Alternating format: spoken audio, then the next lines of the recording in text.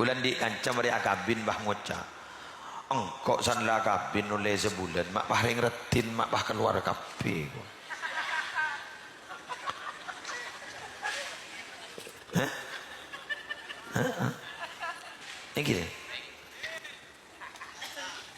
nyata lu apa kan buya labib pak kabur lebur nalakan kan tadi mak pak keluar kape yang retin bila engkau kita akabin de merwe gen gelu gula matur ka sambia kebedaan nakun bakun keru lambak guru ambak kita akabin guru jatlah tetamu ya ada bakun keng tak pada retin pola napa ki tero ke bini nan lambak kita ke bini mari bini le ka bolon de dung le sebulan pusen la andi tetemu ben salambak sesa biasa retin paham paham gula tanya nipo tak nipo coba ambian ning dalam ate negedika padeng gering bini pada seratin tabang gini kah ternyata sebini gini ndak boleh kabin gini sambian jat lengar-lengar ke setua lah kabin boleh coba congo pahatole boleh mak bude seratinan boleh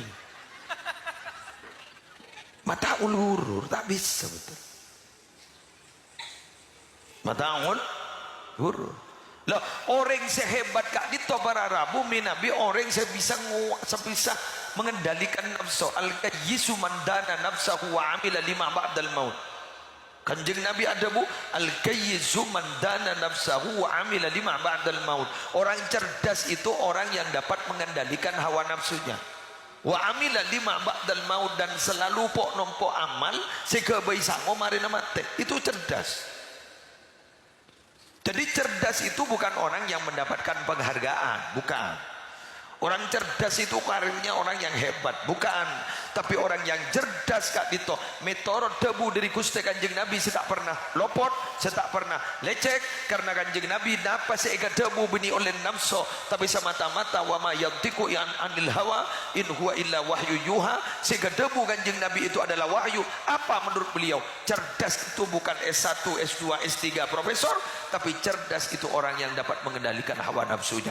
Ben lebur pok nompok kelakuan kebagusan kebaisango semarina mate. Itu cerdas. Kenapa disebut cerdas? Karena bisa memahami bahwa ini adalah kesenangan yang menipu, gitu loh. Itu cerdas namanya. Tapi mun orang tak sadar, buduk.